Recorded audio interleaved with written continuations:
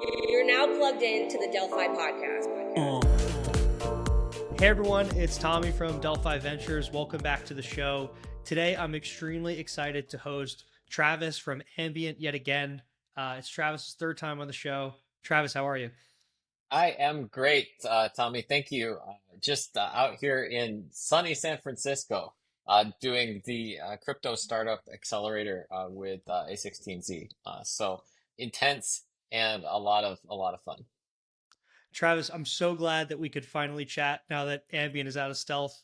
We're happy to have co-led your pre-seed, and at the time we couldn't talk about it. I need the one-liner on Ambient. It is so good. Tell everyone what Ambient is. Well, Ambient is a useful proof of work L1, where the proof of work is verified inference, fine-tuning, and pre-training on a single large language model that runs on every node of its network. It is a fork of Solana that converts Solana from proof of stake to proof of work and operates at full Solana speeds. It's insane. We're going to get into all of this, but before let's walk backward. What is the end goal of Ambient? Are you building an L1 to build an L1? Are you building an AI model to build an AI model? What's the end result? Yeah, well, I think this gets into the nature of crypto and currencies. If you look at Bitcoin, Bitcoin is a magnificent project that achieved one of its goals really well and did not achieve another one of its goals. So Bitcoin's original goal was to be a currency. It's something that we wanted to be able to pay for pizza for, pay for pizza with and transact with. And, if we had achieved that goal, I think it would have reordered the world in a really healthy way. It would have decentralized a lot of the power structures that I think are grinding against each other today. And it would have been wonderful. But in the face of its success as a store of value, Bitcoin pivoted away from being a currency. And today it is denominated in dollars, which I think is really sad, actually. It's an abstraction on top of an abstraction. And at Ambient, we want to go back to the beginning. And we think that we have an opportunity to do that because the world economy is changing so profoundly. We're moving towards a world where there's going to be more AI agents doing work than people. And, those AI agents are powered by inference, by machine learning. And that's their cost basis. And so in that world, it makes sense to have a currency that represents a unit of machine intelligence. And that is what Ambient is seeking to provide to the world. We want to be this unit of intelligence that can be usefully applied in any sector of the economy, in any nation of the world, because every nation has adopted AI and AI agents to do useful work. And we think that, if AI is the work that we're going to do in the future economy, it makes sense to use AI to secure a blockchain. If we're devoting all of the world's resources towards running more and more models faster, and they're not that many models, but the big ones are going to do a lot of the real work. Then it makes sense to take advantage of that supply of hardware to secure a blockchain. And that's the goal of Ambient. It's to provide this currency, but also a store of value that reflects what's going on in the world, which is that the AI dominated economy, the AI portion of the economy is growing and growing and growing. And that's why, something like Ambient becomes more valuable over time, because, that supply is becoming more and more valuable and more prevalent. Travis, it's awesome to hear. It is sad when you bring up that we denominate Bitcoin the way we do after all these years, but focusing a bit on ambient, what exactly does that mean, right? Like I hold your token. What, with Bitcoin, there's many different ways to splice it. The easiest is, I have $82,500 this horrible night because Trump likes to be unhinged. But what does it mean to hold Ambience token? I have access to a model or a blockchain or inference. Like what do I have access to? That's a great question, and I want to take a step back and talk about something that's been happening in the world of models, and I'm going to relate it to your question. And what's been happening in the world of models is a convergence of capabilities. So we've seen closed source models and open weights models uh, start to achieve very similar outcomes in most meaningful problem solving domains. And our thesis is that standardization and convergence is going to continue because the economic incentives to do that are simply too strong. Like all these players need to try and balance each other out or they're going to be left behind. And I think China has discovered, maybe to the US economy's detriment, that they can achieve a sort of geopolitical balancing of the scales by releasing open weights models. And I think other nations are going to do that. But what that means is when you have these convergent capabilities, you can pick one large model and get most of the benefit of machine intelligence. And in Ambient's case, going back to your question, what we do is we say we are offering this large model to you. It's going to be the highest scale delivery of this, such that you're getting the cheapest possible cost for verified inference at the fastest possible speed. And that value proposition is represented by a token of Ambient. It is the world's commonly defined capability for machine intelligence that's manifested in a token. It's crazy to hear out loud because if I own OpenAI stock, I have no access to the models or the inference. If I own Ambient, it's totally different. That's right. And I think that it has the power to be a hugely democratizing force because our belief is that people should have ownership in this phenomenon, and it shouldn't be through proxies. Like you should be able to own it directly.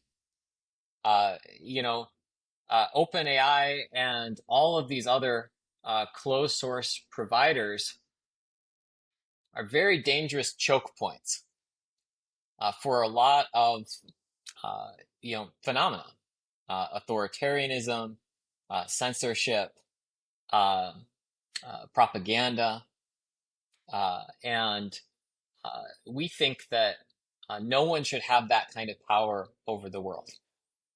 That it's like handing, no matter what you think of Sam Altman, it's like handing him the One Ring, giving him that kind of power.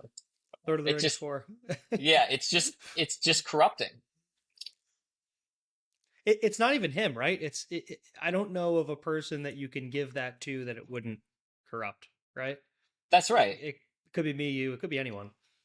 And so, with it's exactly right. And so with Ambient, we want to leverage the decentralized design of crypto to create a natural balance of powers that keep bad things from happening and keep abuse from happening. And that's the beauty of crypto. Like you can do that. That was the wonderful technical innovation of Bitcoin that you could motivate the creation of strong emergent communities just with the proper like decentralized incentivization mechanisms. And we want to be a counterbalance to these other sort of, I guess you could call them oligarchical forces in the world that I think are slowing humanity down. So Travis, I know we're going to jump around a lot from mining to inference to the models. I want to spend a little bit more time on the mining side. So, Hmm. John Gurl, one of my colleagues who you know very well, he had a tweet about your announcement, and one of his bullets was Ambient will incentivize miners from all over the world to power a single model, showcasing the power of crypto and coordinating the much needed compute that AI demands. There's a lot to go into there, but Hmm. maybe one of my more specific questions is if you are successful in convincing GPUs around the world to mine and secure ambient, it's become so nuanced how DeepSeek versus OpenAI versus others train these models and make them better, right? Like, why will Hmm. getting more GPUs make your end product, this model, better? Yes. So there's a lot to unpack there. Um, I may have asked the but question wrong too, so feel free to take no, it no, a different way. it's totally fine. So let's start there, and then there are a number of other related things to talk about. And so I think you make a great point, which is that uh, Ambient is starting with something that has been provided in the world. We might start with DeepSeek R1, or it might be R2, or it might be Llama. It's whatever the state of the art open weights model is at the point that we do our test net and our mainnet. That's going to be the model. And we think that model is going to be, 600 billion parameters plus, because that's what's providing the really high intelligence and value for people. And we could talk about other things, but the question is like, uh, what's going on, with ambient in the meantime? Like, and what value is ambient itself adding? And I would start with something simple, which is that a distinction between, just an open weights model release and a model that's really kept up to date. So, as a Power AI user, you've experienced like it's really nice when GPT 4.0 comes out with a new release. Yeah, the knowledge is fresh. Like it doesn't give you 3-year-old Python library references. Um, you know, uh, like you're probably questions you've asked on the internet have made their way into the training set, and all of a sudden it has answers for them. There's a combination of memorization and genuine innovation that happens that you miss actually with a lot of the open weights models because they don't have a steady release cadence. And so one of the things that Ambient as a network is designed to do is to take that base model and steadily improve it in a few different ways. So one way is to continuously fine tune it with up-to-date knowledge and provide those fine tunes on the network. So that, hey, like if you just want to do logic problems on the base model, that's totally fine. But it's pretty easy to flip a switch, have 100 megabyte LoRa update that gets you into a fine tune with all the financial news on the market, for example. And because this is a proof of work blockchain, like we can build into the program of the system activities that keep the system's knowledge up to date. So that's one thing. But then another like really exciting thing is uh, related to the DeepSeek paradigm. So, for those who don't know, DeepSeek pioneered this virtuous circle, I like to call it, where you use reinforcement learning on an already good base model, and then it produces a bunch of synthetic data that is really useful for training the next base model. And so Ambient, because it is a proof of work network and is continuously churning, can devote a portion of the network capacity to generating huge synthetic data sets with reasoning traces that can be used to increase the intelligence of the model. And so that is some of the value that Ambient provides. It's really changing the paradigm from having this increasingly stale snapshot of an open weights model release to something that is cultivated carefully by the network to maximize utility to the communities that it serves. That is it's I read Sam Lehman's post today, the world's RL gym. I think I saw you mentioned Yes. as a contributor, and it really didn't click for me how important this synthetic data reasoning trace flywheel is for models, right? I always just assume this outdated mental model of, data trains model, output, go back to train the model. Let's double click on that for a second. So, Sure. what is a reasoning trace? Like, walk us through a reasoning trace, how the network produces that, and why it makes the network smarter. And if you could, Yes. Travis, maybe just parlay that with how it's so different versus just updating the zeros and ones of a model. Yeah, absolutely. So, when you're talking about reasoning traces, there are a few different ways of going about it, but I'm probably going to focus on two. One is where you have very well-defined problem domains that you're training a large language model to deal with based on kind of automated feedback. So imagine you're trying to get a model to write a Python program, and you give it access to a Python debugger. And so uh, what you do is you have the model output a bunch of reasoning traces, and the ones that don't trigger Python debugger errors are the ones that get rewarded.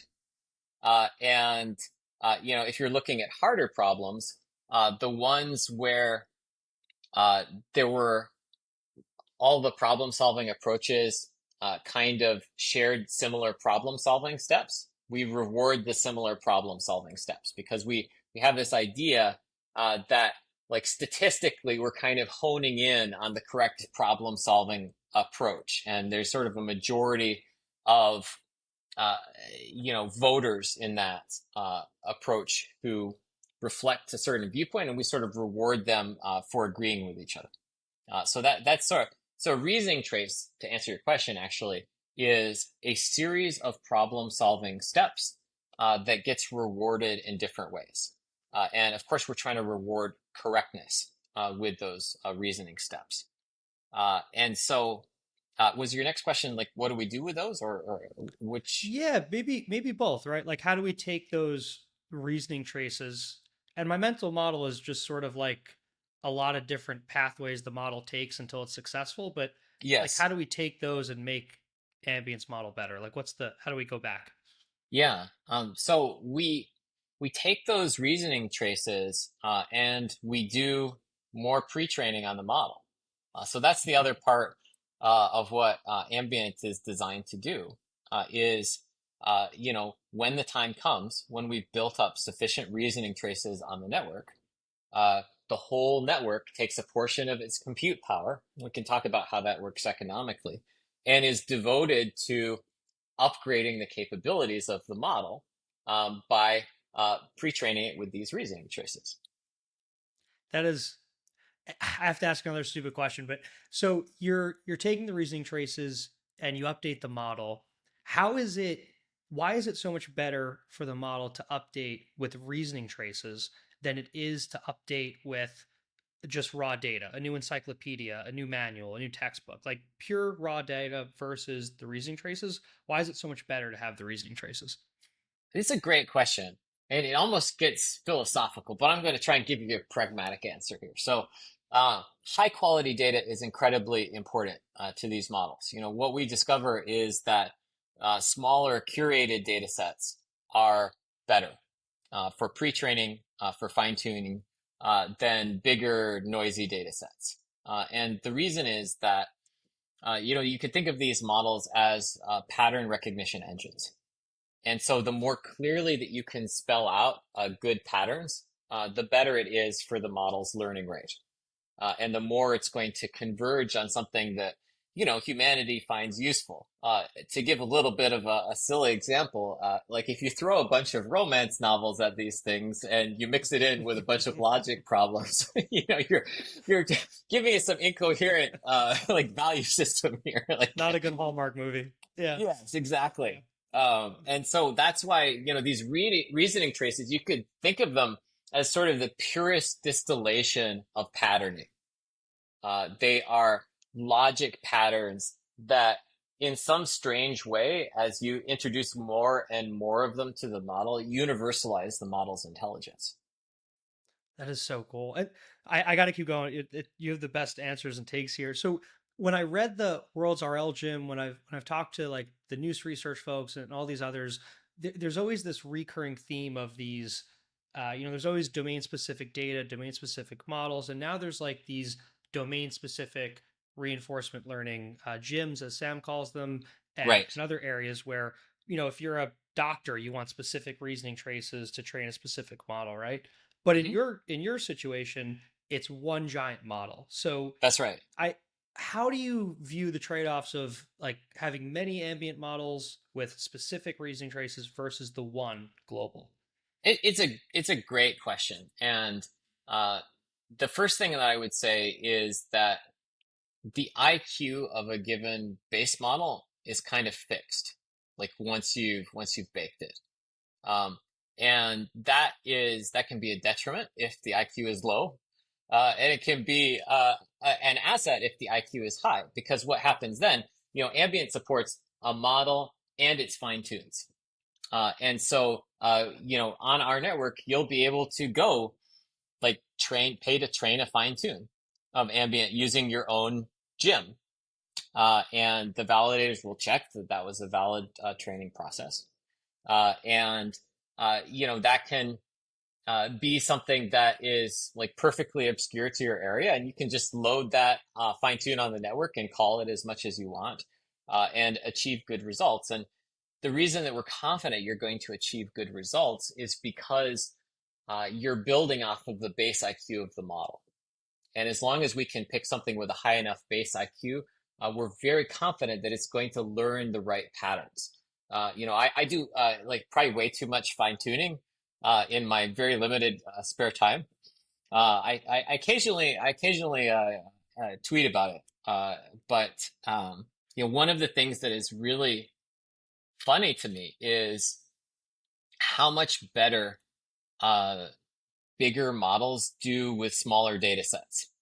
It's kind of a weird counterintuitive thing. But like if you feed a really high quality data set to Llama 8 billion, it kind of converges, like it kind of gets better at answering the problems, and then it kind of plateaus. Um, and if you feed the same data set to like a 27 billion parameter model, like the convergence happens really fast. Like it's just smarter, and so it's figuring it out faster. And you have to stop a lot faster in some cases because, like for example, the Gemma models that were released recently, like they're really good for fine tuning. And I'm ending my training jobs early because the model has already learned everything it could possibly learn from the data set.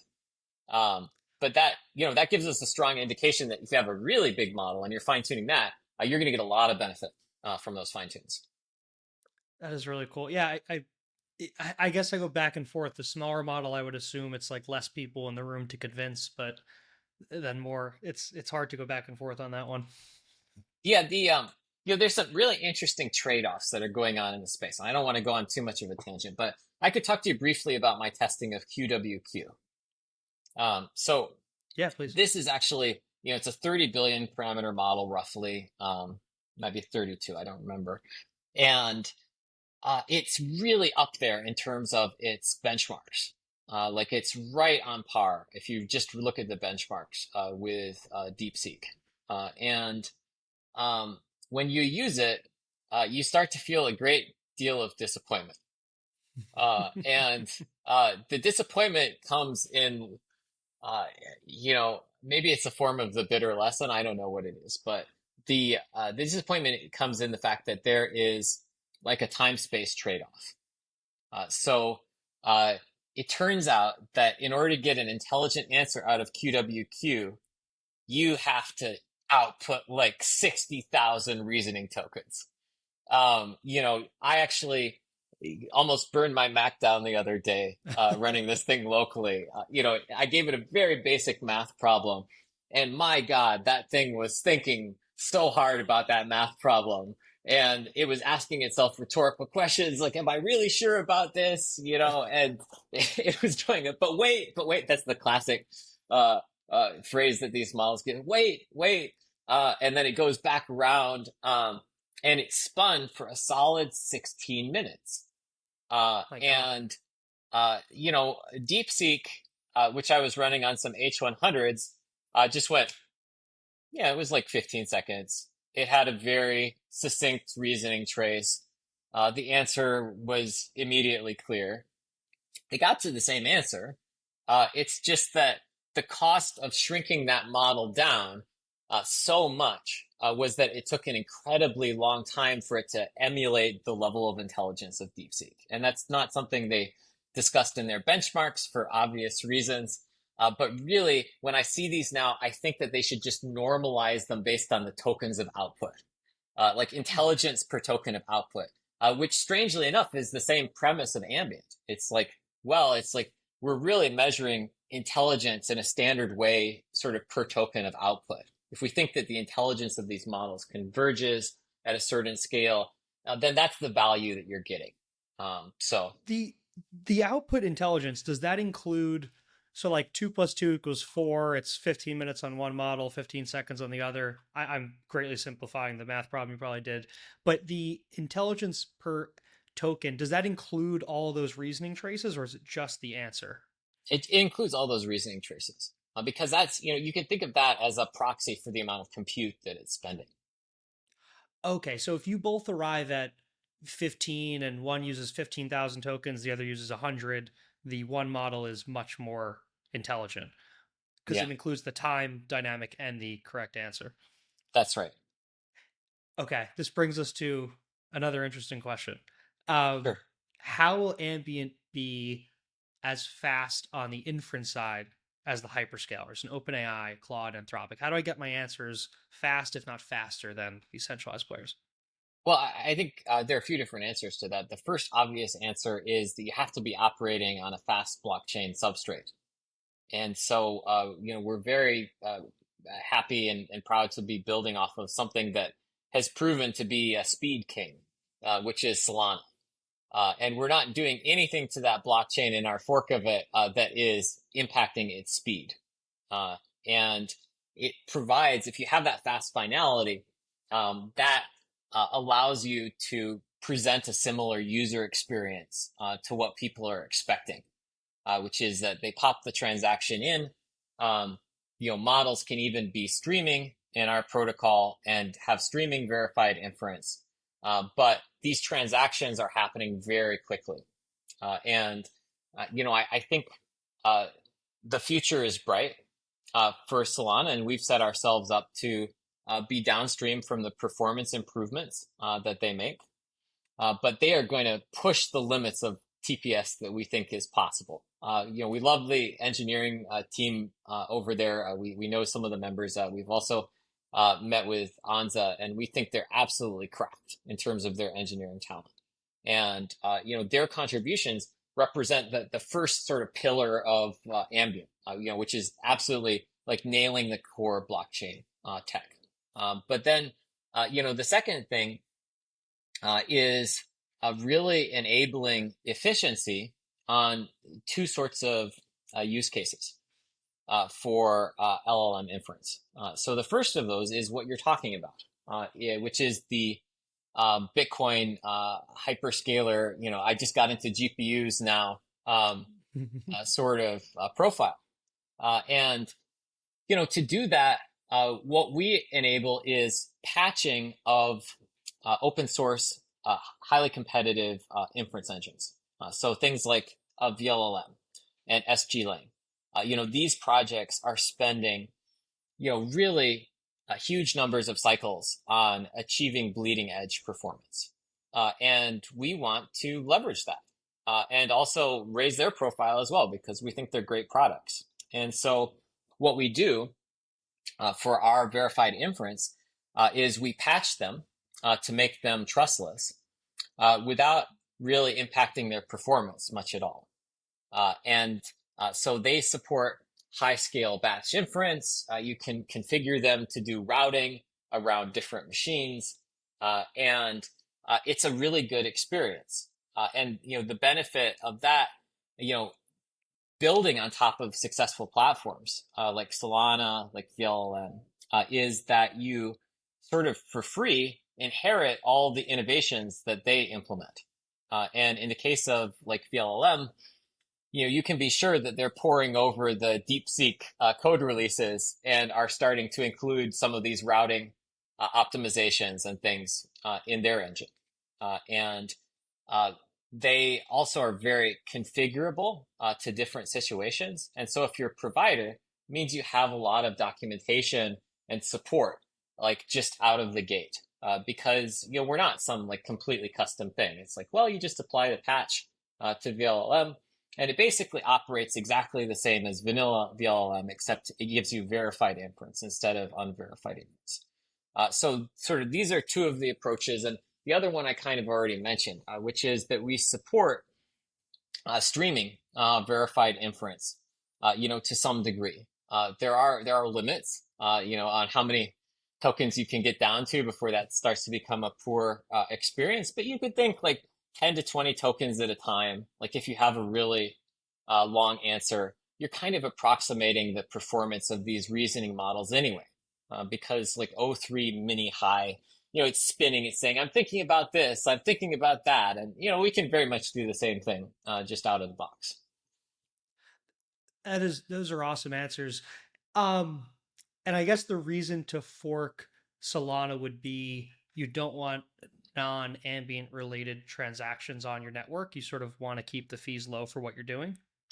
Well, it's actually, there are a few reasons. So first of all, like philosophically, Ambient is designed to serve up machine intelligence at scale to the world. And so, in order to do that, you have to create a very specific economic system. And what you specifically need to do is be the best place for miners. Because miners provide your quality of service on your network, and let's be honest, they deserve the rewards. They're doing the work, and so in order to have a network in crypto economic terms that rewards miners of inference actually need to secure the network, because that's how crypto works. Those who secure the network get the rewards. And so in Solana's economic design, it's a different thing. It's optimized to be like a stock market, and it's not optimized to be like a miner reward platform. And those are, these are different objectives.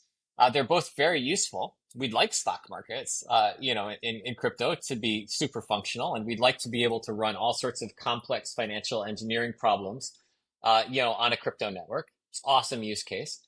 And we'd also like to have, a high scale inference provider. It's just that the high scale inference provider needs to be, catering to the compute that is really bringing it, the quality. And so, specifically, what we change about Solana is that we change the definition of stake. Stake goes from, rewards for locking your capital up to validated problem solving contribution to the ambient network on two different timescales, sort of a short timescale and a longer timescale. So what that means in Solana terms is if you are a big miner on our network, you are more likely to be selected as a leader or a validator in ambient terms. And if you're a big miner, you're more likely to be selected as a member of a committee that verifies inference. So, it puts miners in the driver's seat. It gives them the rewards. It gives them the decision-making power. And it preserves that sort of Tower Byzantine consensus model that Solana has and the power and speed of that, but makes it into a proof of work network by just tweaking one little thing. Travis, maybe a basic question for you, but in finance, in crypto, there's always this notion of you want to be co-located. The hedge fund wants to be close to the New York Stock Exchange. That's right. I understand. Well, I don't really understand all the technical reasons on but they track. Is there a notion of me being closer to an ambient node than I am to an OpenAI node at a data center, or is that not? I might have missed that. Yeah, so actually, it's helpful to talk about like the other use case that we want to enable also. So, there's the hyperscaler use case, but then we're doing something a bit more custom to support the OG Bitcoin user use case, which is that you want to join like a mining cluster. You want to take your Disco Light GPU and get on board and just show up and mine something. And traditionally that has been very difficult because it's hard to spread large language models across many GPUs and have any sort of level of performance. But recently there have been some papers and research that has really I think opened the door for really performant inference in a distributed setting. And so that is our next challenge that we've undertaken to make that type of inference competitive and cost competitive and timing competitive with some of the scaled up inference. And so then that relates back to your question because yes, you have the hyperscalers who are in data centers all over the world, potentially who are in bunkers, who are in like my dear father. I love him. He was really into Bitcoin, and he rented out a police bunker that was not used in St. Louis, and was running a I, Bitcoin mining operation the good out of family the. dynasty is nuts. We could do a whole other episode. This is I have this picture with my brother and me in an elevator shaft of the police command center. was so he had GPUs just in the bottom of that bunker. Yeah, like they were bare, like it was just open, and he had like all these wires. It was pretty great actually. That is nuts. Does he still have it? Is it still No, no? no. No. Well, we could talk about this, but the Bitcoin mining at that scale actually became unprofitable, which is a whole other, yeah. Other thing. So But at least with GPUs, right? Like everyone went to yeah. ASICs. But the relating it back to the data center concept, there are two key things there. First of all, yes, absolutely. We expect there would be closer nodes to you. And so there could be some latency optimization that goes on. But also, like if you are in a part of the world where there are no GPUs and there are no data centers, uh, you are not at the mercy of data centers anymore because there's a whole distributed network that wants to take your business. And that should give you like if the whole economy depends on machine intelligence, like that should give you a little peace of mind. Is that we're going to build sort of a safety net for you. Travis, one thing that went over my head, I just want to clarify. So we are focused on one model, but you mentioned that there will be specific fine tunes. Is that like per domain, per application, or per user? And apologies, I missed it, but I want to make sure we clarify. Well, it depends on what the network comes up with. We're going to actually seed the network with some really interesting fine tunes that we've been cooking up, which we think are a lot of Nice. fun. I kind of share a view that I think you expressed on X, which is that large language models can be very boring to deal with. The AI slop is a real thing. And so one of the things we're doing is putting together some very opinionated and bossy models that will disagree with you and give you very specific perspectives and feedback on things. And they will disagree with each other. And we think that it's funny on the one hand, but it also gives people a little bit of a canvas to paint on. If we publish those techniques, show how models can be tuned in a different way, that it will open up sort of a creative license for others to create stuff that's interesting. To get a little bit more specific, if you're talking about useful domains, I think that a lot of current jobs that require lots of manual effort are going to be automated. Uh, you know, Different types of, uh, I'm going to call it coding jobs. And a good example would be insurance coding. So not like coding, but where I'm looking at this thing and I'm like, what category does this fall into? And somebody is spending like an hour like poring over documentation and photos and trying to say, is this does this qualify for catastrophic flood insurance or something? Um, and like I hope, and I think it'll be to to the great benefit of everyone that all of those jobs go away and that people are able to do higher value work than that. But you can It's imagine, great to get rid of the menial work, right? It's yeah, I don't know why people are against that. It's way better quality of life. yeah, and this actually, this kind of goes to the world that Ambient thinks about, that we want to support, that we think our network can help bridge to, which is a world of abundance that runs like a Swiss watch. So to give you an example of what I mean by that, I am a pretty modest traveler. I think probably a lot of us are. I book economy flights, fairly mediocre hotels, and I feel like a slight pride when I do this because I'm being frugal. I'm spending on the things that are really important. But I'll tell you, like occasionally in my life, people have put me up in really fancy hotels. It's usually for a job interview. And it's a swank place that I would never pay for. The And honeymoon phase. Yep. yeah, I feel like this tremendous sense of luxury. But then the thing that I always notice when I go into the hotels is that the elevator is scuffed. There are cracks in the mirror in the corners. There's dust. There are fingerprints in places that probably should have been wiped down. And it always makes me think, like, there's not actually, even in places of abundance, enough human labor to make things perfect. You know, there's always more polish that could be done, but there are not enough hours in the day for people to do that. But imagine a world where we had enough productive capacity, where robots could be polishing the heck out of all the elevators. Like the customer service could be perfectly tuned on every dimension. Someone could be thinking about solving your problem in the deepest possible way and working with others in a cooperative fashion to solve collective problems in a smart way that no person could have ever thought of.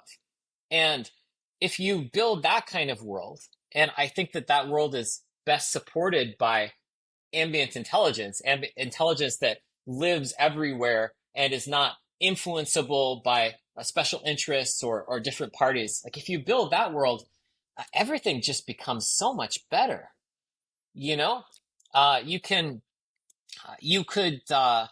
really create that sort of Star Trek: The Next Generation feeling, I think, for everybody just by focusing in on the details of every decision, of every little action that was taken in the world in a way that like people on their own could never afford to do, companies could never afford to do. But in a world of abundance, like properly directed, that becomes possible. And that's what we want to build. That's such a great example. It's I can't understand tons of robots and AI working so hard on every little tiny thing to make life perfect. I don't think I can understand that until I'll experience it. You probably can, but it's yeah, that's tough. Yeah, it's kind of like what if we could turn every place into Disneyland? Disneyland is like a place that every corner is scrubbed. They're very particular. But like, what if we could turn every corner of every street into something like that? And what if we could think at a level where the contours of our national discourse and our communications among each other were pristine and at a level uh, of perfection that, yeah, is almost unimaginable. Like that's, Travis, the first hotels to get this are going to be the rich ones, so you're going to have to break your rule and, and spend up for those. No, it's a great example. So maybe just going back, I have a couple of nuanced questions for you before we get into the sure. future. But in ambience, bio, marketing materials, etc., there's a focus on the 600 billion parameter model, right? Hmm. And in crypto, we deal with so many different governance votes, DAO decisions. Way back when it was the MakerDAO interest rates, now it's Solana Right. improvement protocols. Take your pick. For you, how does the network decide, hey, I want to focus on a new type of foundational model, right? Or I want to Right. expand the parameter count. Like how are we going to make all these decisions for the base model? It's a great question. And I think that the answer has to be in a properly decentralized fashion. And the drivers of this network are the miners. They're the ones who have the most rational economic interest in the network being used and in being highly secure. And so we're going to give them the ability to vote on what model to adopt. Initially, our thought is that that's going to be like a multiple choice vote. That'll kind of come up like Solana had this economic change vote. It was voted down, but that's a good example, right? Like you've got two options, yes or no, and someone can vote on that. And so initially, we will curate the options. We'll say, all right, there are only maybe four open weights models in the world that we could all adopt that would be competitive with the state of the art. Like, here are the options. What would you like to do? And people will vote. And then, just as when you have a validator upgrade in Solana, there's a scheduled downtime. There'll be a scheduled downtime.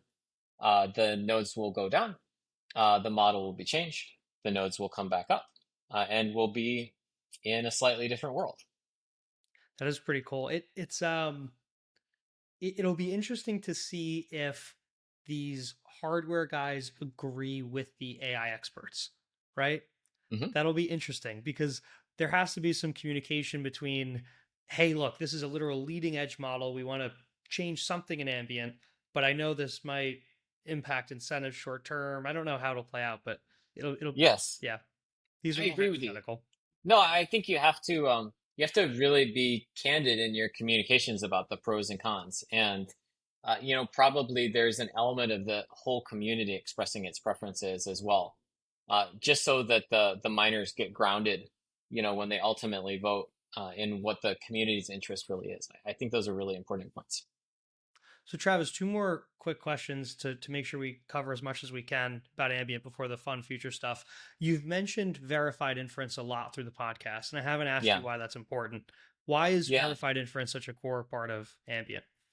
Because composability is fundamental to crypto. If I want to build useful things on crypto, I need to have a trusted way of putting the pieces together, a trustless way of putting the pieces together. And if large language model inference is going to be one of those big pieces in the future of crypto AI, then I need to make it trustless, which means that the inference must be verified. Because if you use unverified inference, then there are all sorts of shenanigans that can be pulled, and we've seen them in non-LLM world with logic exploits. But it's almost unimaginable what will be accomplished in unverified LLM model world. Do you think that there has been um, weird or funky things with inference behind the scenes of the Web 2 labs that we cannot view or understand or see? And like, what would they be? So I do, and I think it's a huge problem. And I'm going to relate this to software deployments because I've done different types of software deployments my entire career. And when you deploy a piece of software, you normally do, particularly one that's safety critical. I used to do like large scale safety critical system deployments. And so when you deploy those things, you want to do unit tests and integration tests. You want to make sure that the individual little pieces of functionality are checking all the boxes that you want. And you want to make sure that the different architectural components are communicating with each other in the expected way and producing the expected results. And when you insert an LLM into the middle of something like this, you immediately run into some severe problems. And one of those is related to the non-determinism inherently of the output. There's just a fair amount of randomness baked in, even if you set the temperature to 0. But another problem is that it's very hard to predict what will happen when you give a novel series of inputs to the LLM itself. And so, it's uh, because of this phenomena, because like that's already very hard. Closed source model providers are absolutely causing chaos when they deprecate models really fast. So, GPT-4, it lasts like the version we care about lasts like a year. Like as a software shop, like I'm trying to figure out all the behaviors of these models in different conditions. And if I get it wrong, my car dealership might sell someone a Chevy for $1. And there's just no way in hell that I can test all this stuff at the cadence it's being released. And they're not being transparent with us about the change in the behavior of the models either. They're just like, oh, it's smarter now. And it turns out like it doesn't answer any political questions anymore. Or like, oh, like the model is better at problem solving, except for in your coding use case where it absolutely face plants every time now. And so on a very like visceral level, like they're absolutely changing everything all the time without being properly transparent. And I think that that is really dishonest and also dangerous when your economy depends on these models because people feel a certain amount of pressure to keep up with the Joneses and to switch. And the moment they switch, they're not incurring risk for OpenAI or Anthropic. They're incurring risk for their business. So I think that's one whole category where, yes, some shenanigans are being pulled. But then there are some subtler things that people over time have really picked up on. And those include the fact that the models are being dumbed down silently for no good reason other than the provider's infrastructure is melting down, right? If you've used Claude, you have probably gotten the responses temporarily abbreviated due to high load message, which is honestly better than it used to be because you used to just get stupid responses and wonder why.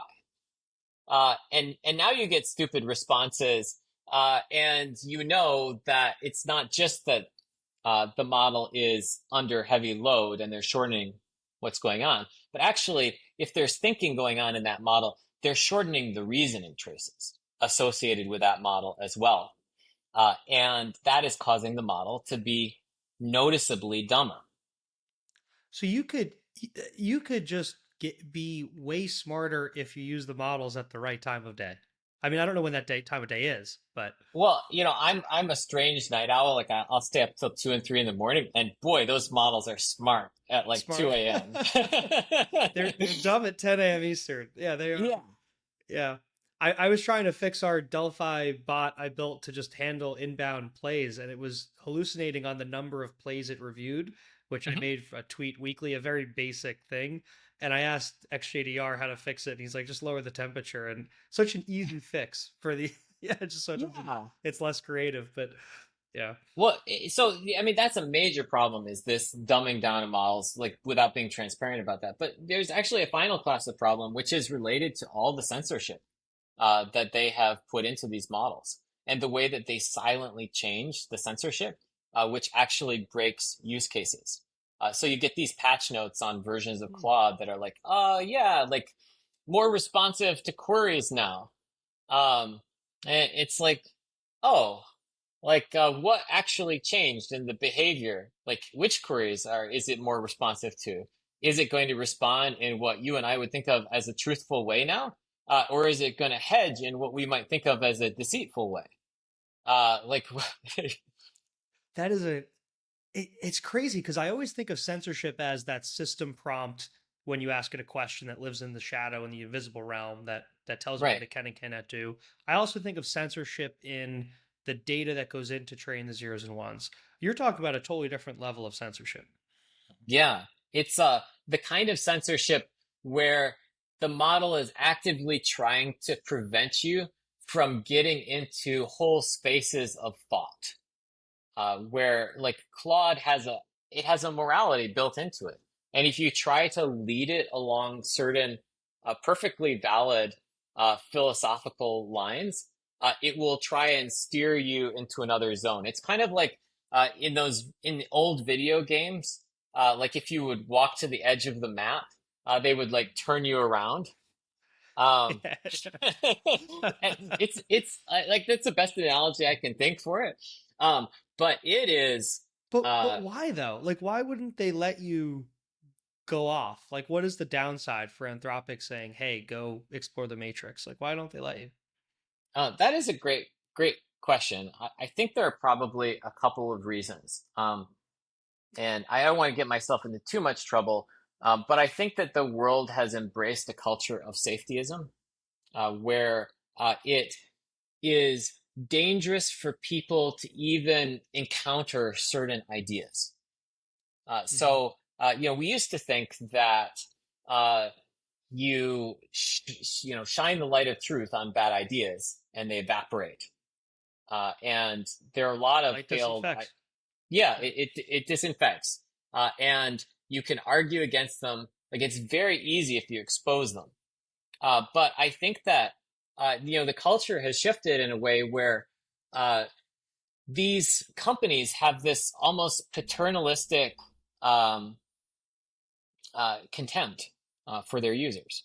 They think I need to protect you from dangerous thoughts, and uh, you know that actually makes us all stupider, because then we can't reason about dangerous things if we never encounter them.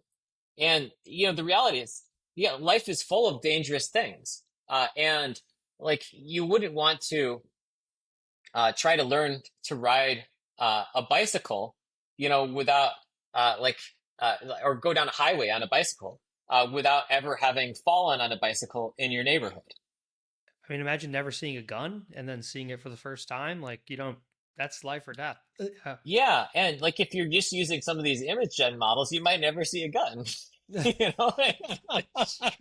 That is true. And so I think that there is this patronizing moral attitude that we have a better idea of what morality is than you do, and we are going to protect you from all the bad things in the world.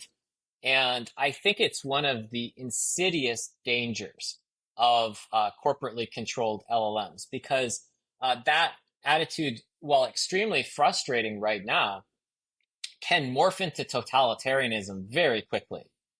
All of a sudden, dangerous ideas start to include, opposing the existing political order or the economic interests that are sponsoring the LLM today. You can imagine like Microsoft Azure Chat GPT sponsored by Pfizer. Like it's going to do deep research, but is the deep research going to return like any results about adverse reactions to the drug that you're taking? Like maybe not. That sure would be helpful to know. Don't research a new drug if it conflicts with one of our main selling drugs. I mean, That's right. it's so And easy. we've seen the commercial incentives like skew our news media.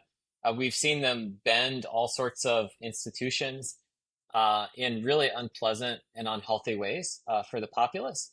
And I think that the same thing could happen with LLMs in really scary ways. And so that's why, you know, I would just offer an appeal to the people who are out there, thinking about something like ambient. Like, please come on board with us. Advocate for this kind of decentralized model, so that we can make a better world together. Well, one of the reasons I'm so happy for you is because you're building at a time when the world isn't yet all the apps aren't yet powered by these AI models, right? There's still a That's right. chance that we can build them all on Ambient, right? Hmm. Um, Yeah. and it'd be a lot safer. Um, well, not safer. Yeah, it's now we're getting into weird vocab. I guess more democratic or open. It's more free, and Yeah. that comes with upsides and downsides, but at the end, like honesty is really important in society, and if you can't trust anything that is presented to you, you start to live in a low trust society, And that has really negative impacts on your quality of life and on your civilization. And so, I think that creating a network like Ambient, which is censorship resistant and which is designed to be economically competitive with the players that could dominate, is what creates a wedge alternative that prevents us from getting into the totalitarian dark futures that are possible. But there always has to be an alternative, or those players are going to exploit and try to control as much as they possibly can. And yeah. No, I preaching to the choir. I totally agree. One question I have for you is taking the behemoth OpenAI. Hmm. We can talk about a lot of different ways we can take this, but OpenAI's, I think Sam mentioned they may finally open source some model, right? Right. Um, if is there let's like play the other side. Is there a risk that OpenAI ever goes full tilt open source? And if they do you think that would negatively impact Ambient? So uh, that's a great question. And, I think I have a few different answers to it. We should play the Steelman version of this where they do, and we can talk about it. Um, but let us look at the history of it. So if you look at the emails that they sent back and forth, I think there was a conversation between Sam and Ilya at one point where it's like, we're going to use open source as a recruiting tool, but we're never going to actually give the technology to the public. If I'm badly paraphrasing this maybe, but there's one of these emails that feels like a smoking gun to me, where they were just, I think, abusing the community, to be quite honest, to generate enthusiasm for their product in a very cynical way. And that's baked into their DNA. That level of cynicism, like it or not, exists at the founding point of the company, and the company still has the same leader.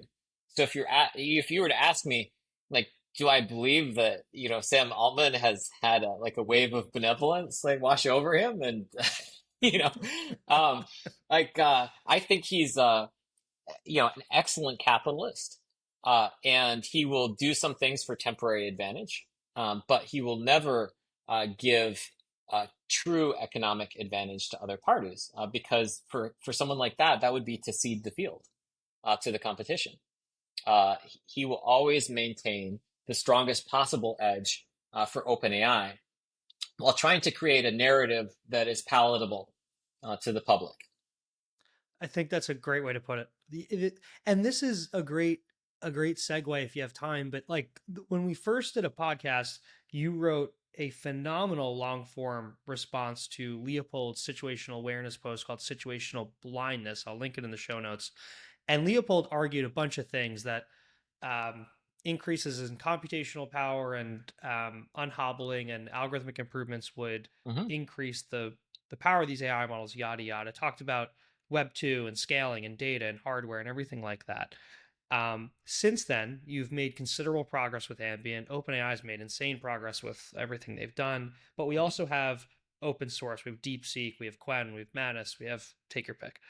Have your views changed at all from your long form post on situational blindness? And I know we can't go into the whole post here, but I'm curious if anything specifically changed in your view since you wrote that post. It's a great question, Tom, Tommy, and I appreciate it. Let me go over some of the assertions that Leopold made. He said we live in a bipolar world. It's the U.S. and China, and they are locked in economic competition.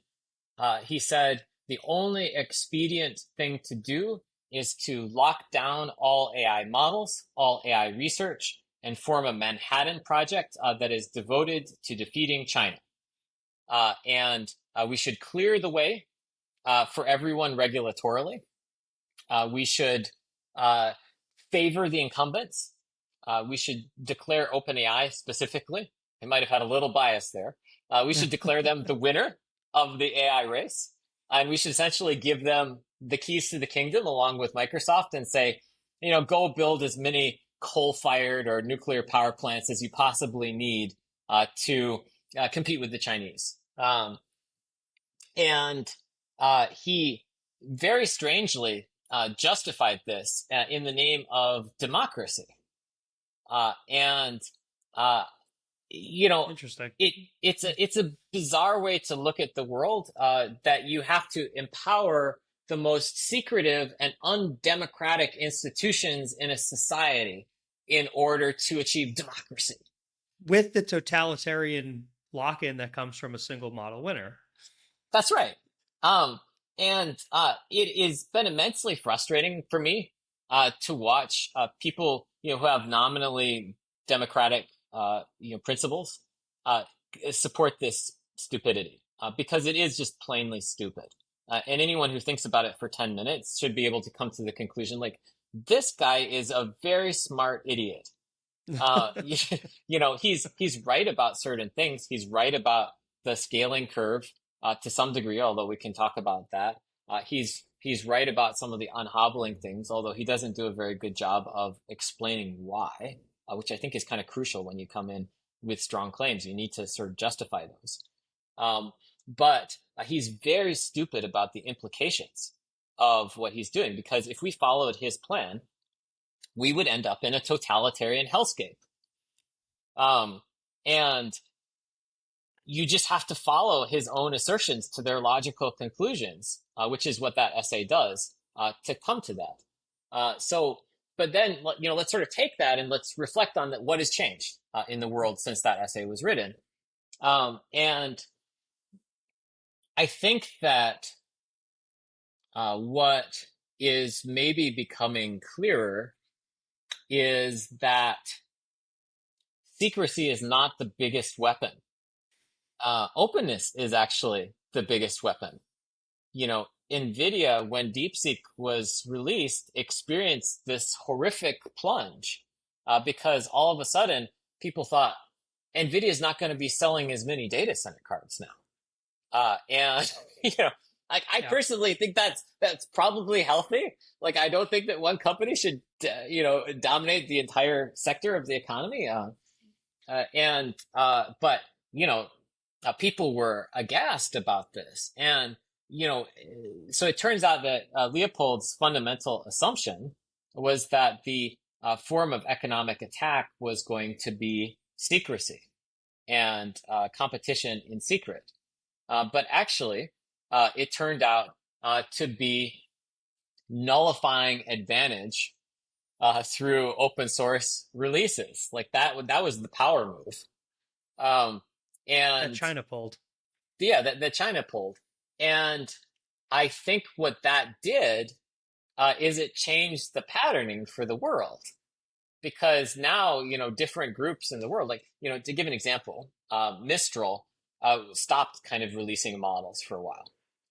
They juiced their stock price, or their, whatever their internal stock price was, so the valuation. They juiced their internal valuation. They got a lot of funds from the European entities, and then they kind of shut down their open source program for a little while there. And then they came roaring back recently with this Mistral small model, which is awesome. And I think what they saw is that you can lead through inspiration. And if you inspire the most people and if you give the most, then the world might come along with you. And, it's something that I think would be predictable if you think about how business relationships go. Like you might meet someone at a conference. The person you stay in touch with is the person who's offering you some value in that business relationship. Maybe they have some crucial perspective or insight that they're providing to you for free, essentially. And when they do that, like you feel positively about them. And like they may influence you. They might change your mind about some things because they're giving you a gift. And they might change your mind about some unrelated things that you hadn't really deeply considered before. And I think that what we're seeing is hard power versus soft power. So in a world where the US is abandoning its soft power, China is embracing a different kind of soft power. It's the soft power of open model release. And Leopold's premise is based on hard power. But I think he got it wrong. Like the most powerful thing is soft power when exercised carefully. And to be clear, like I think that uh, you know that's not typically how a lot of countries act. Like I don't think that countries play the soft power game very well. But I think that they've discovered in this arena that model releases are soft power. And I think that that really screws up Aschenbrenner's calculus because now you're going to have countries jockeying for soft power via model releases. And I think that's awesome. Like, I think that's really healthy. But, if you were asking me if I changed my opinion, I would say that I don't think his argument has gotten any less wrong. I don't think the implications of his argument have gotten any less dire if people were to follow his assumptions. But I do think actually that the technology picture that I was thinking about has gotten significantly less bleak, in the interval, because, at the time that I wrote that, like, it was very unclear if anyone was ever going to catch up with OpenAI. China didn't even have a. Did they have a great open source model when this was written? No, right? Not so much. And, you know, I think one of the big funds had just released a piece about how, models were going to be like mainframes forever, and we would all just have to rent from them. I don't know if you remember that. I forgot. Yeah.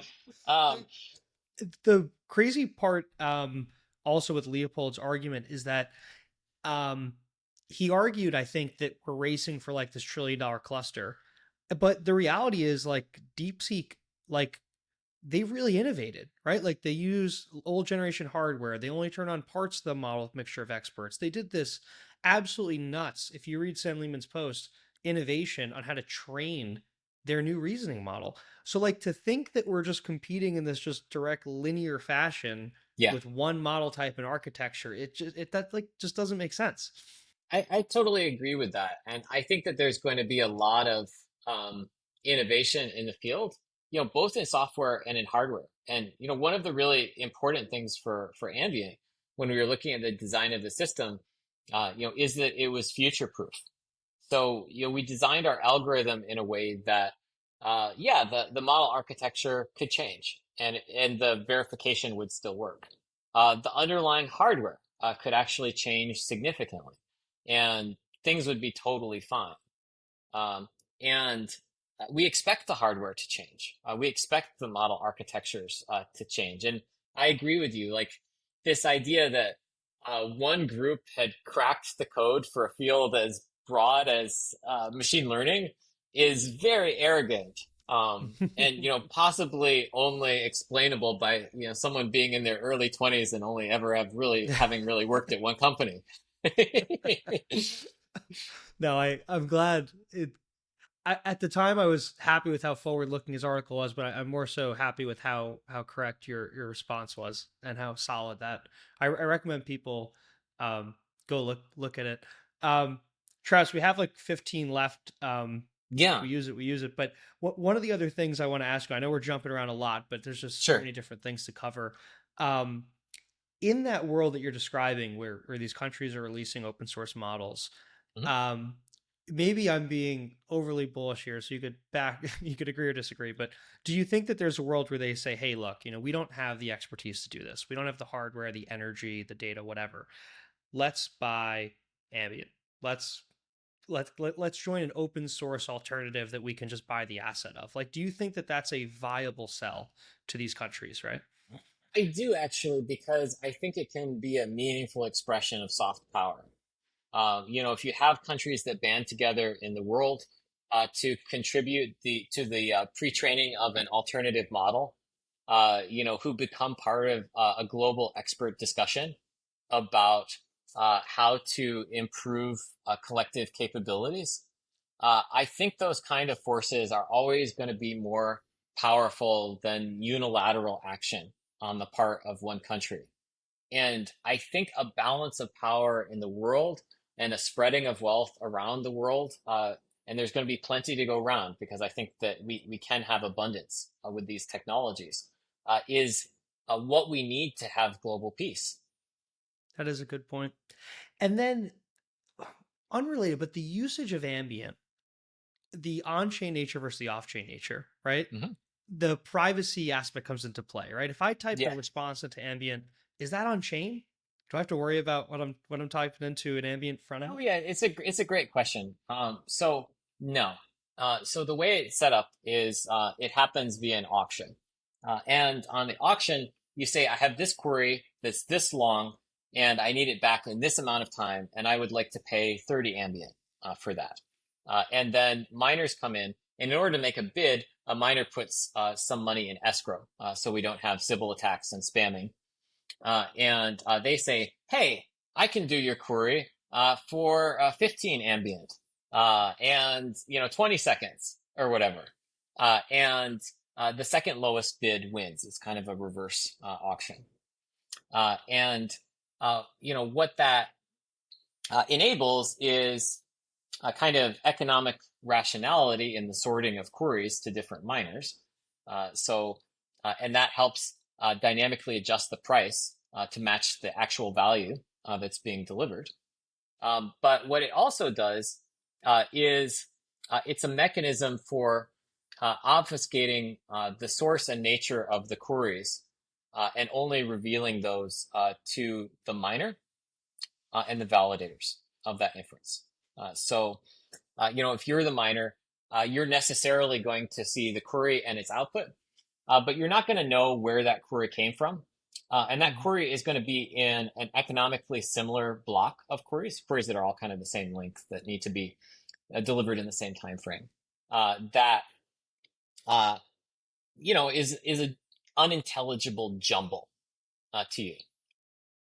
Moreover, in times of low traffic, and there are those on every network, we're mixing programmatically generated system queries into the blocks. So it's going to be really confusing. And our model is essentially like the same security model as RunPod. You show up on RunPod, you run different operations. Like the user could, the operator of that server could look at individual things you were doing on there, and because they have control of their machine. But what we think with is a little different in LLM world is that unlike in RunPod, where you have observation of someone's continuous usage, it's very, very difficult to build any sort of useful profile of someone if you don't know where the queries come from, if the queries are all mixed together, and if you can't do any flow on the queries to correlate the queries to each other. And so we're taking measures to address all of those pieces, and we think that achieves effective anonymity, and is going to make it easy for people to adopt the network because they can have confidence that the design of the system makes it incredibly difficult to glean anything useful from any particular query. That is awesome. No, it's great to know that you're approaching it from three main angles to maintain that anonymity. And you mentioned like 30 ambient, 15 ambient. I'm trying to think through a world where I price intelligence in ambient, right? For the small Uh-huh. inferences, the little asks, what the sky is blue, what's 5 + 5. Those I won't really worry about. But do you think we'll ever get to a world where you and I are sitting across from each other and you're saying, "Hey, Tommy, you can go start a business with 10,000 ambient"? Do you think we'll get to a point of that? I do because I think that to make a fun example of this, let's say that you want to start a coffee shop. Let's make this very concrete. You remember, Love coffee. Yep. yeah, like with Bitcoin, it was really hard to buy a coffee or a pizza, And like you probably have regret for the rest of your life if you did that because it's worth now like $300 million. Zillion dollars. Yeah. Um, and but the thing about Ambient is that unlike Bitcoin, uh, you can set up a sort of perpetual motion machine of value creation.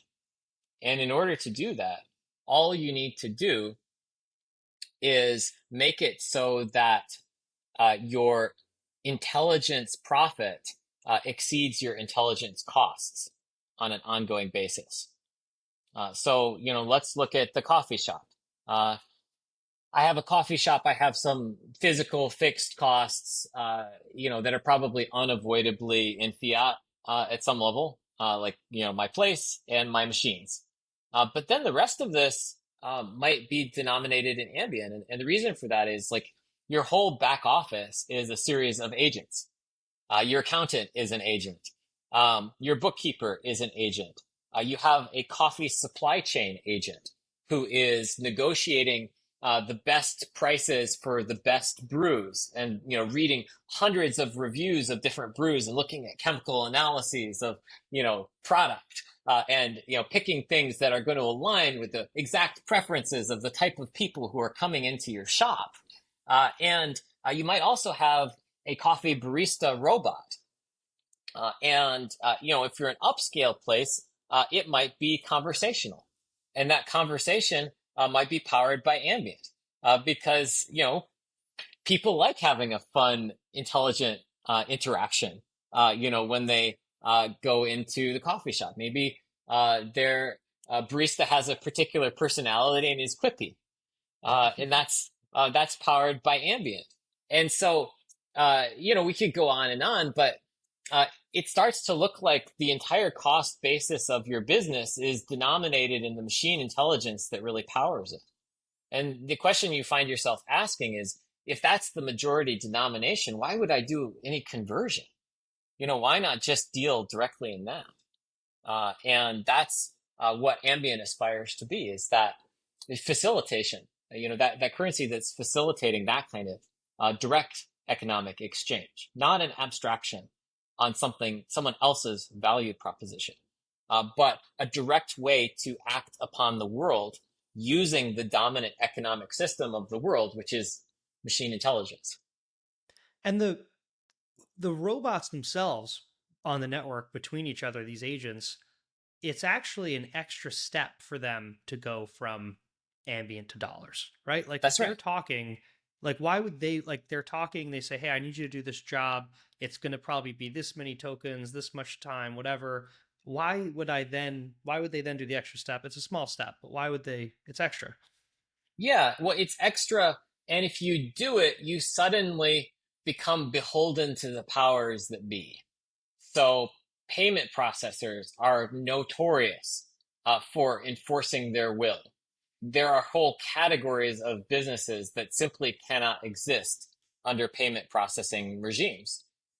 And they make it hellish up until recently and still for people to get into crypto, right? Like the KYC can be ridiculous. The whole thing can feel encumbered, and they can rug pull you at any moment. And the crypto onboarding firms just have to deal with like incredible amounts of paperwork in every country to be able to function. And so, yeah, anytime you enter into fiat, it's probably bad for you, and we should avoid it. And Yeah.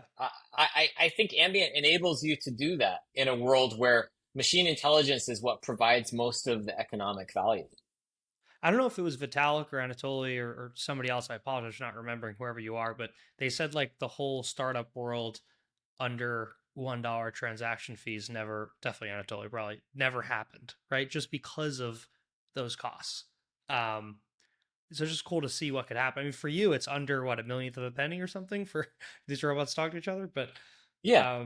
it's pretty cool. So, Travis, just to close out, I want to get your overall thoughts on when we talked like, a long time ago, and when we even started on the crypto AI side, there was a pretty considerable leap on this all starting to pan out, right? Like Mhm. we didn't have this whole concept of global reasoning traces in a distributed manner improving a model, right? We didn't have Right. this notion of owning a piece of a model because everyone said there's no moats and you'll own something and it's worthless. We can copy the weights.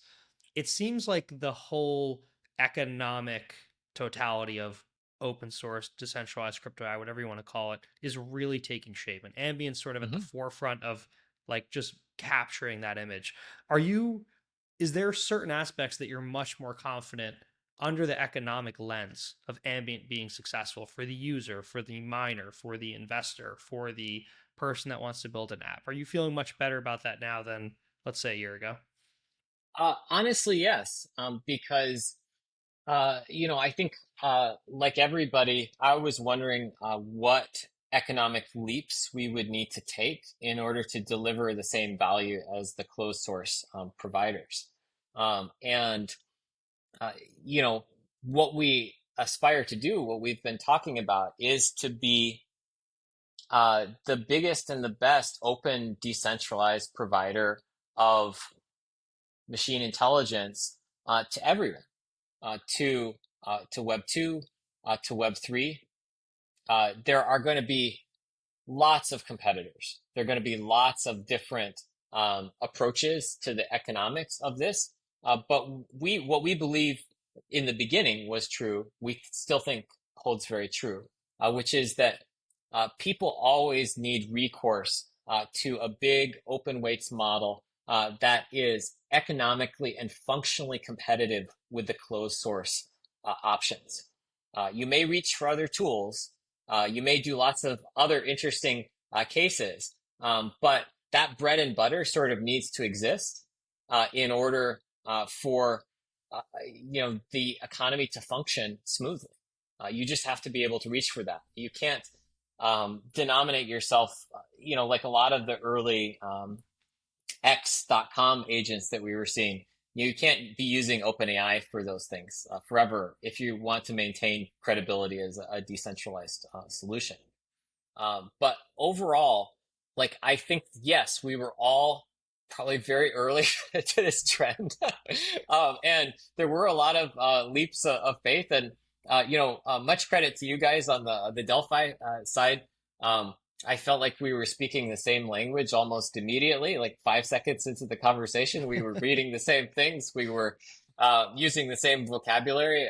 It felt very fluent, and I think that uh, we're still early, and that for everyone who's getting into this, uh, you know, it's not too late actually to come on board. This space is the most fun, and I think it's going to just continue to be the most fun, probably for like 20 years. So yeah, I'm with join you. us. No, I'm totally with you. Travis, what's the best way for, somebody listens to this, they really agree with your view, they agree with Ambient, like if they're a hardware provider, if they're a tech genius, if they want to leave OpenAI and come over, like what's the best way for everyone to get involved with Ambient? Yeah, well, I'll answer that in part. So, for the folks who want to develop applications on Ambient, or who want to even develop, applications on another chain that need a really good verified inference solution that's cost competitive with other providers, like please, send me a message. If you look at our website, which is ambient.xyz, we've got an email address, hello at ambient. And we read all those emails. We've responded to hundreds of them, in the past few days in the wake of the announcement. So, builders are welcome. If you're someone who has been sitting in big tech purgatory and you would like to join this side of the equation and help balance out some of the oligopolistic tendencies that exist there, we welcome you. We love research collaborators. We love skilled programmers and machine learning experts. We're a bunch of hardcore techies, and we respect fellow hardcore techies. So, we think you're going to be in good company. If you are someone who feels the same way that we do, that something like Ambient is necessary, we would ask you to help advocate for us. we're in the scheme of things, like pretty small. We're just at the beginning of this, and it can make a huge difference to us if you support us, if you talk about Ambient's goal, which we think is returning to the roots of crypto and delivering on the promise of a world currency. If you believe that also, we appreciate your advocacy and your public support, because that's the only way that we can build critical mass and a movement to counterbalance some of the other forces in the world. And we want to interact with you more as a community. We've just come out of stealth, and we want to build this with you. We want to build something that serves your interests, and a currency that ultimately serves the world's interests instead of the interests of a few. Thanks so much, Travis. It's just such a more open vision, right? Like, not investment advice, but if I have a couple of bucks abroad and I want to invest, or if I want to build an application, or if I want to do a fine tune of your foundational model, which you really can't do with a closed source model like that, like the whole stack is just open for every value creator to come in, which is just huge. So Travis, thank you so much for coming on the show for the third time, and thanks for having us as investors. We're extremely excited for Ambient. Thank you so much, Tommy. As always, really appreciate the perceptive questions and your understanding of the space. Thank you so much, Travis. See you soon.